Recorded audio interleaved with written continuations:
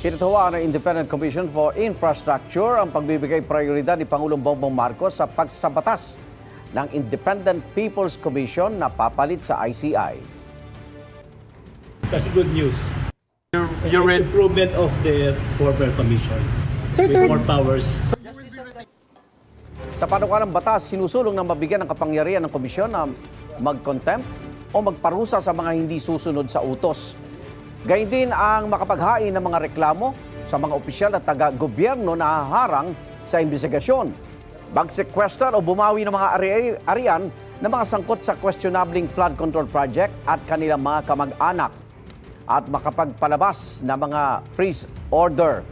Ayon kay Senador Kiko Pangilinan na author ng panukala, handa ang Senado na sagutin kung kwestiyonin na tila kapareho ng mandato ng Office of the Ombudsman at Department of Justice ang isinusulong na kapangyarihan ng komisyon. Sa ngayon, may kumpiyansa rin daw si Pangulong Bongbong Marcos sa ICI kahit kasama sa priority bills ng administrasyon ang pagbuo ng Independent People's Commission o IPC. Yes, still. Wala pa naman po yung batas eh. At tiwala po ang Pangulo sa mga ginagawa po ng ICI.